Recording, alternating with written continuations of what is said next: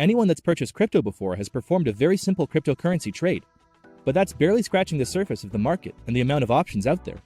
In this guide, we'll talk about how to make your first crypto trade and touch on some of the more advanced aspects of the process. The first trade almost everyone makes is a fiat to crypto trade. Exchanges act as an on-ramp for users into the space.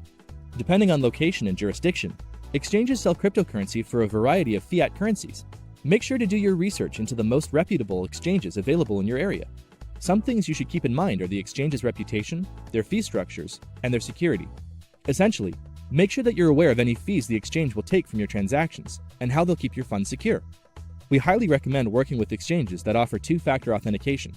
Generally, you don't want your password being the only thing protecting you from losing funds. Note that exchanges in most jurisdictions are required to verify your identity and perform certain Know Your Customer and anti-money laundering checks. So be aware that you may have to send the exchange proof that shows you are who you say you are. Once you're on the platform and they've accepted your funding, you can make your trade for whatever coins the exchange offers. Congratulations on your first trade. Behind the scenes, the exchange will have created a wallet for you where your funds are stored. It's now up to you whether you want to keep trusting the exchange with those funds or move them elsewhere. We won't go into depth on all the different types of wallets here because we already have an excellent guide for that. But what you should know right off the top is the difference between a hot wallet and cold storage. Once you know the difference, you can watch our wallet guide and decide where you want to keep your funds. A hot wallet is like the wallet you carry around with you day to day. It isn't particularly safe, but it's convenient and gives you easy access to your money.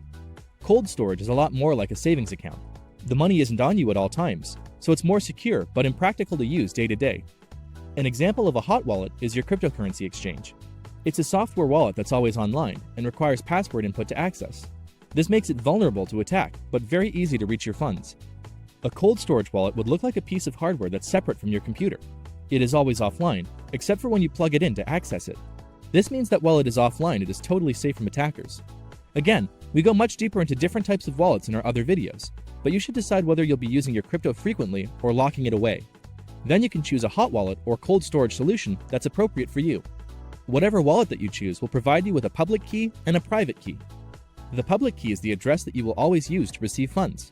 When you withdraw from an exchange and they ask for an address, it's your public key that is required. You're free to share it and use it however you like. Your private key should never, under any circumstances, be shared. If your private key is leaked or discovered, then your funds can be stolen and used without your permission. You will lose your funds and you won't be able to get them back. So write it down, keep it somewhere safe and secure, and do not share it. Once you have your crypto stored in an appropriate place, you're set up to engage with crypto-to-crypto trades. These work very similarly as fiat to crypto trades, but you're working within blockchain ecosystems. This means that you would take whatever currency you purchase with your fiat, let's say Bitcoin, and trade it directly for another currency like Ether. There are many exchanges that offer these services. Many are centralized, but some are not. The same concepts as noted earlier are important here. Make sure you look into the exchange's history and security to ensure that you're comfortable with who you're dealing with. With these two types of trades and some practice in researching for reputable service providers, you're all set up to purchase and trade for any coin you like. In our next guide, we're going to dive more into technical details like how to read charts and what sorts of terms you should learn. See you then!